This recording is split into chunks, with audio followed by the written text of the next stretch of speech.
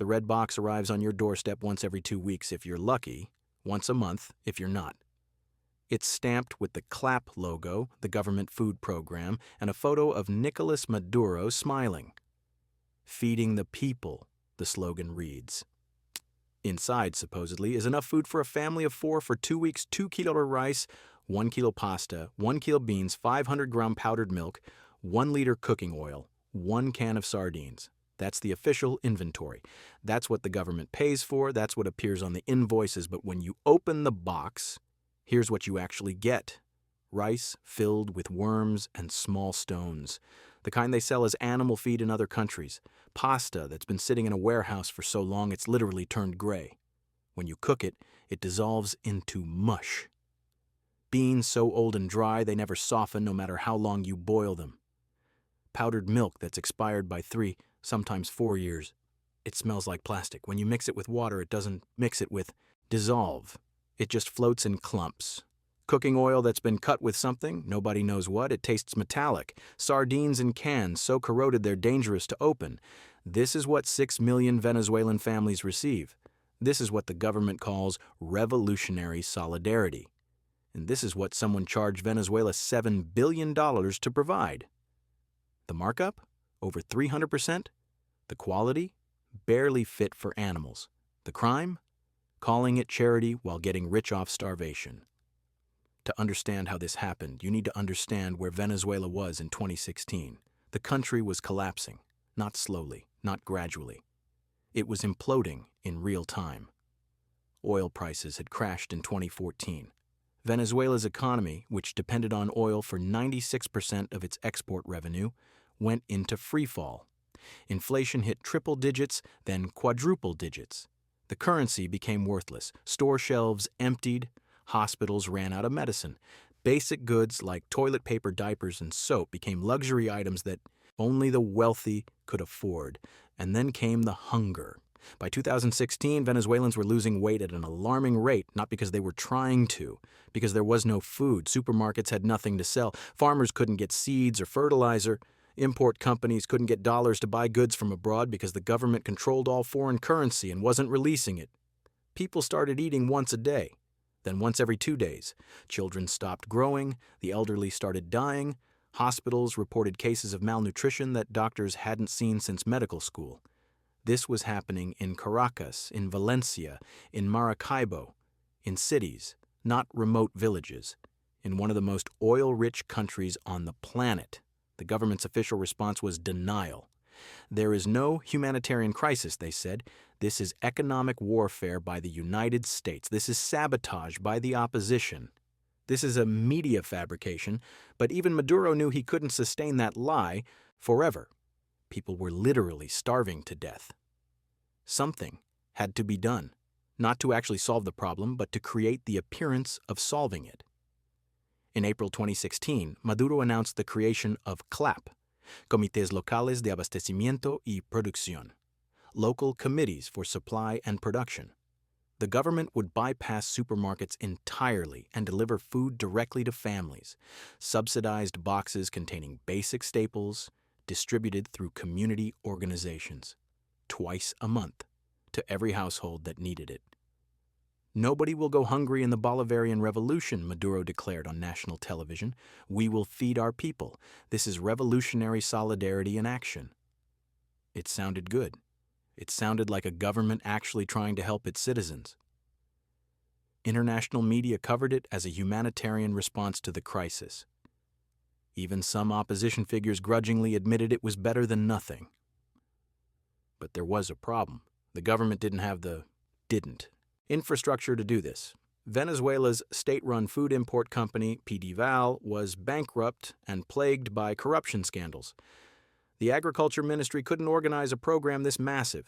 The logistics alone, importing food for 6 million families, storing it, distributing it to every neighborhood in the country, required expertise and resources the government simply didn't have.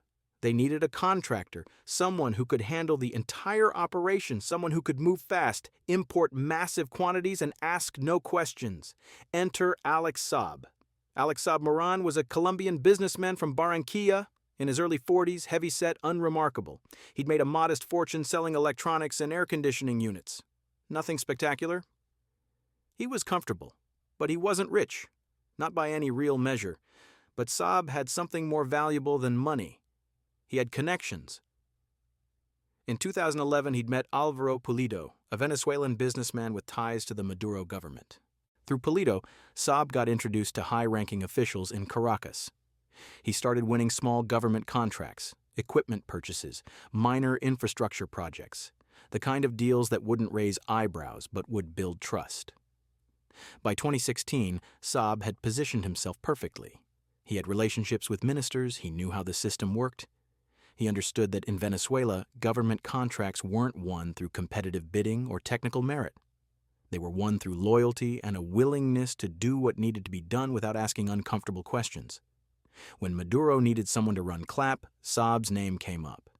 And in a meeting that has never been officially documented but that multiple sources have confirmed, Saab was given control of Venezuela's food import operation. No competitive bidding, no oversight committee, no audit process, just handle the food. Here's the budget. Make it work. Saab immediately saw the opportunity. The government was desperate. They needed the political cover of appearing to feed the people. They didn't actually care about the quality of the food, just that boxes were being delivered. And they certainly weren't going to scrutinize the invoices too carefully, especially if Saab was willing to share the profits with the right people. So Saab built an empire on starvation. He created a network of shell companies. Some registered in Colombia, others in Hong Kong, Turkey, the UAE, Switzerland. Each company had a specific role in the supply chain, allowing Saab to inflate invoices at multiple stages.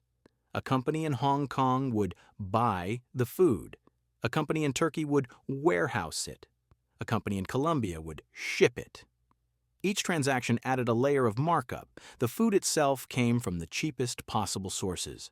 Rice from Myanmar that had been rejected by other buyers due to contamination. Pasta from Chinese factories that produced animal feed, powdered milk from Eastern European surplus that was years past expiration. Beans that had been sitting in warehouses so long they'd essentially fossilized. Saab paid $20-25 per box for this garbage. He charged the Venezuelan government $80-90 per box. The difference went into offshore accounts, into real estate, into luxury goods that could be quickly liquidated if needed. Between 2016 and 2019, Saab's companies imported food for CLAP worth approximately $2.1 billion at actual market value. They charged Venezuela $7.2 billion. The difference, over $5 billion, was pure profit, stolen, laundered through a maze of shell companies and offshore banks. And the Venezuelan people? They got boxes of rotten food, if they were lucky enough to get boxes at all, because the second layer of the scheme was distribution. CLAP wasn't actually universal. To receive a box, you needed to register with your local CLAP committee, and those committees were controlled by the government, specifically by local coordinators who were loyal to Maduro's party, the PSUV. Registration required something called the Carnet de la Patria, the Homeland Card, a government-issued ID that tracked your political affiliation, your voting history, whether you'd attended pro-government rallies. If you were known to be opposition, your application was lost. If you'd voted against Maduro, somehow your address was incorrect. If you refused to attend mandatory political meetings, your box would be delayed. Or it would never come at all. The food boxes became a tool of political control. Vote for us, you eat. Protest against us, you starve. It was that simple, that brutal. Maria Rodriguez lived in Petare, the largest slum in Caracas. She was 34 years old, a single mother with 2 children, ages 8 and 11. She worked as a seamstress when she could find work, which was rarely. By 2017, her family was surviving on 1 meal a day, sometimes less. She registered for CLAP in early 2017. The first box arrived 3 weeks later. When she opened it, she found rice with insects, expired powdered milk, and pasta that crumbled in her hands. But she cooked it anyway. She had to. There was nothing else. Her youngest son got sick. Stomach cramps, vomiting, fever. The local clinic had no medicine. Maria stayed up all night with him, giving him water, praying. He survived, but he was weaker after that. Smaller than other kids his age, his growth had been stunted. The next month, no box came. Maria went to the Clap distribution center to ask why. The coordinator, a woman in her 50s wearing a red PSUV shirt, looked at her registration form and said, "You didn't attend the community meeting last week." "I was working," Maria said. "I can't afford to miss work." "Then you can't afford to miss meetings. No attendance, no box." Maria stood there for a moment, processing what she'd just heard. She could either work to earn money or she could attend political meetings to earn food, but she couldn't do both. "I'll come to the next one," she said quietly. "Good. And bring your children. We need families to show support." Maria attended every meeting after that. She stood in the hot sun holding a Maduro poster while her children waved Venezuelan flags. She chanted the slogans they told her to chant. She clapped when they told her to clap, and in exchange, once every 3 weeks, she received a box of contaminated food that she fed to her children, because the alternative was watching them starve. This was the reality for millions of Venezuelans. The clap boxes weren't charity, they were extortion. And every month, Alex Saab got richer. By 2019, Saab owned mansions in Barranquilla, Caracas, and Istanbul. He had apartments in Dubai and Switzerland. He owned a $47 million estate in Sardinia with ocean views and a private beach. He had a 90-foot yacht, multiple private jets, a collection of luxury cars worth over $10 million. He wired money through dozens of shell companies moving millions at a time, through Hong Kong, the Cayman Islands, and offshore havens that specialized in helping corrupt officials hide their wealth. U.S. investigators had been watching him since 2017. The scale of the transactions was impossible to miss. Hundreds of millions flowing from Venezuela to obscure companies with no apparent business activity. The pattern was clear. This was money laundering. But laundering what exactly? The breakthrough came when a whistleblower inside Venezuela's finance ministry leaked documents to U.S. prosecutors. Thousands of pages of invoices, contracts, wire transfers. The entire clap operation laid bare. The markups, the shell companies, the offshore accounts, everything. The Department of Justice assembled a task force, FBI agents, Treasury Department, forensic accountants, DEA investigators. They spent months building the case, tracking the money, identifying co-conspirators, preparing indictments. On July 25, 2019, the U.S. Treasury Department sanctioned Alex Saab for corruption. His assets in the United States were frozen. He was banned from the U.S. financial system. But more importantly, it put him on the radar of every international law enforcement agency. He was now a marked man. Saab knew he was in trouble. He started moving assets, liquidating holdings, preparing escape routes, but he made a mistake. In June 2020, during the COVID pandemic, he flew from Caracas to Tehran on Venezuelan government business. The flight made a refueling stop in Cape Verde, a small island nation off the coast of West Africa. Cape Verdean authorities, acting on a U.S. warrant, arrested him the moment he stepped off the plane. Saab spent 16 months fighting extradition. His lawyers argued he had diplomatic immunity as a Venezuelan envoy. Maduro's government lobbied African nations to pressure Cape Verde to release him. Russia and China issued statements supporting Venezuela. For a while, it looked like Saab might actually escape. But in October 2021, Cape Verde handed him over to U.S. authorities. Saab was flown to Miami in handcuffs. He was formally charged with money laundering and conspiracy to commit money laundering. The indictment detailed the entire clap scheme, the inflated invoices, the shell companies, the offshore accounts, over $350 million in provable theft. The actual number was likely much higher, but $350 million was what they could prove in court. The trial was scheduled for 2023. Saab's lawyers filed motion after motion, trying to delay, trying to get charges dismissed. But the evidence was overwhelming. Wire transfer records, invoices, testimony from whistleblowers, bank statements showing Saab moving millions through accounts in Hong Kong and Turkey.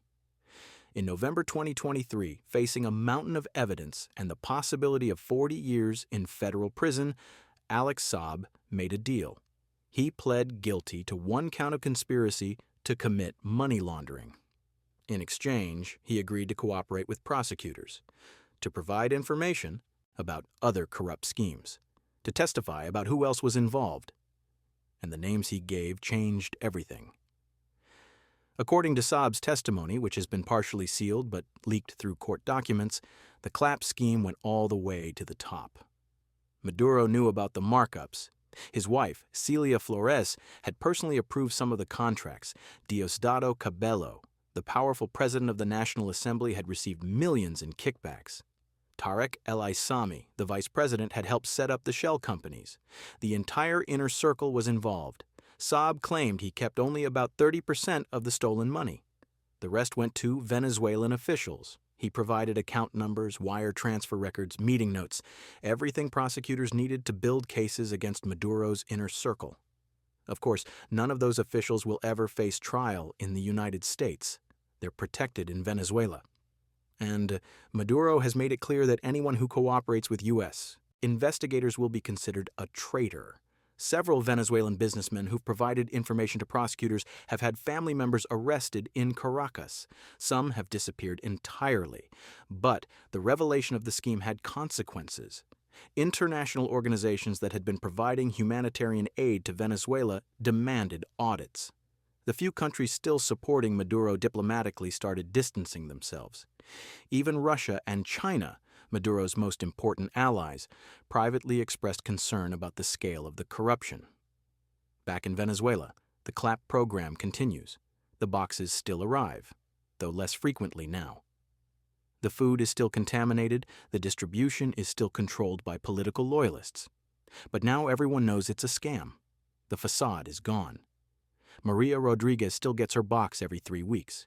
She still attends the political meetings, she still feeds her children food that makes them sick because there's no alternative. But now she knows that somewhere, someone got rich off her family's suffering. That her children's malnutrition paid for someone's yacht, someone's mansion, someone's private jet. In 2022, a Venezuelan newspaper managed to interview dozens of clap recipients despite government censorship. One woman, asked how she felt knowing the program was a massive theft scheme, said something that captured the entire tragedy. We already knew. Everyone knew. But what were we supposed to do? Stop eating? Let our children starve to prove a point? We're not stupid. We knew someone was stealing. We just didn't know how much, and we didn't know we had a choice. That's the true crime of the clap food box scheme. Not just the $5 billion stolen, not just the contaminated food, but the fact that it turned hunger into a weapon. It made survival conditional on political loyalty. It forced parents to choose between feeding their children and maintaining their dignity. Alex Saab is currently serving an 8-year sentence in a U.S. federal prison. He'll likely be released in 2029 with time served and good behavior. He's 52 years old. He'll still have time to enjoy whatever money he managed to hide before his arrest. The Venezuelan officials who enriched themselves through clap remain in power. Maduro is still president. Celia Flores is still First Lady. Diosdado Cabello still controls the National Assembly. They live in luxury while the people they claim to serve continue to starve. Between 2016 and 2023, an estimated 7.7 million Venezuelans fled the country, the largest refugee crisis in Latin American history. Many of them cite hunger as the primary reason they left. They couldn't watch their children waste away. They couldn't survive on rotten rice and expired milk powder. Those who stayed have adapted. They've learned to survive on almost nothing. They've learned which parts of the clap food can be safely eaten and which parts will make them sick. They've learned to trade the contaminated items for other goods. They've learned to swallow their pride and attend political meetings they despise just to get a box of garbage that might keep them alive for another 2 weeks. The red box, with Maduro's smiling face, still arrives on doorsteps across Venezuela, still stamped with feeding the people, still claiming to be revolutionary solidarity, but everyone knows the truth now. It's not charity. It never was. It's the most profitable scam in Latin American history. A system that turns hunger into profit and desperation into political control. $7 billion. That's what they charged Venezuela to feed its people. $2 billion. That's what the food was actually worth. $5 billion. That's what they stole. 6 million families. That's how many people they extorted. And 0 arrests in Venezuela. That's how many officials have faced justice for it. The food box mafia isn't just a corruption scandal. It's a case study in how authoritarian regimes survive, not through popularity, not through legitimacy, but by weaponizing the basic human need to eat, by making survival conditional on obedience, by turning starvation into a tool of control. This is how you hold power in the 21st century? Not with tanks and soldiers, but with red boxes filled with rotten food and the choice between hunger and humiliation. If this story made you sick, you're not alone. Hit that subscribe button to support investigative content that exposes the truth behind the headlines. Share this with someone who needs to understand how corruption actually works at the highest levels. Drop a comment about what shocked you most, and ring that notification bell for more untold stories about the schemes that steal from the powerless and enrich the powerful. Because the only way to fight this kind of evil is to make sure everyone knows it exists.